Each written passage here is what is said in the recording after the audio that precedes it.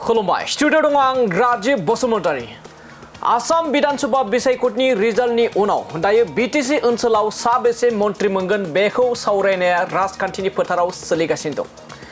आरो बेबायदिनो बिटिसिआव बिपिएफ राजखान्थि दोलोनिफ्राय आसाम विधानसभा बिसायख'थियाव जोबोर मोजां रिजाल्ट मोननो हादों। थारैनो बे समाव मन्त्रि साबेसे मोनगोन बे बाथ्राया ओंखारखागोन आरो सावरायजाखागोन। नाथाय बे समाव हाइकमान्ड बिपिएफनि हाइकमान्ड एबा बिटिसिनि गाहाय खुंगिरि हाग्रामा महिलारि बिथाङा मन्त्रि मोननाय मोनैजों जेबो बाथ्रा गैया आरो मन्त्रि मोननांगौनि जेबो डिमान्ड गैया। जुदि सोरबाफोर एमएलएफोरा गावनि हारसिङै एबा गाव हारसिङै सावरायनानै लानो हायोब्ला बे मोजांनि बाथ्रा। नाथाय जोंनिफ्राय मन्त्रि दाबिनायनि जेबो एजेन्डा गैया। आरो बे समाव जोंनि गुबै थांखियानो जाहैबाय एबा आथिखालनि सरकारनि गुबै थांखियानो जाहैबाय रायजो राजानि जेंनाखौ मावफुंनाय आरो बयनिख्रुइबो देरसिन खामानियानो जाहैबाय जे जोंनि गुबै थांखियानो जाबाय हानि जेंनाखौ फोजोबनाय, लामा दथाय, सोलोंथाइ आरो सावस्रि जेंनाखौ मावफुंनाय। थारैनो नंगौ, बे समाव बिटिसिनि गाहाय खुंगिरि हाग्रामा महिलारि बिथाङा गोख्रों बाथ्राजों बुंथिदों जे गोलाव समनिफ्रायनो रायजो राजाफोरा हानि जेंनाजों मोगा मोगि जाबोबाय थानाय आरो जाबोनांनाय बेखौनो बयनिख्रुइबो गुबैसिन थांखि लादों आरो मावफुंनायनि एबा बेनि जेंनाखौ मावफुंनायनि थांखि लागोन होननानै बे समाव गोख्रों बाथ्रा बुंथिदों बिटिसिनि गाहाय खुंगिरि हाग्रामा महिलारि बिथाङा। बेनि उनाव सोलोंथाइनि जेंना, सावस्रिनि जेंना, लोगोसे लामा दथायनि जेंनाखौबो मावफुंगोन।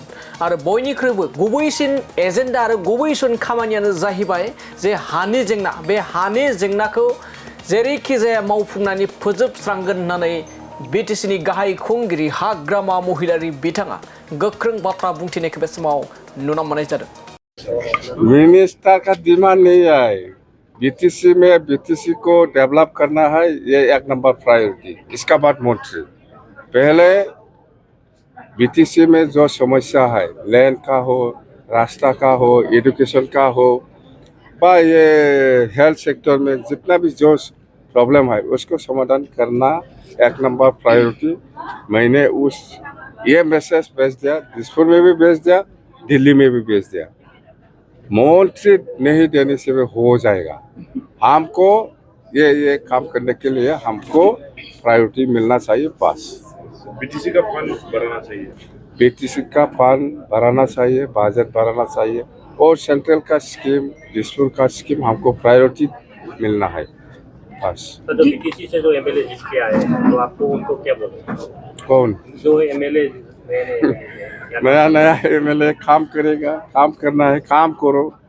पब्लिक इसे वोट नहीं दिया है, आपका ऊपर में बहुत भरोसा है, आपका ऊपर आपको विश्वास करके पब्लिक ने वोट दिया, आपको सिखा दिया। अभी आप पब्लिक के लिए काम करना है। जी,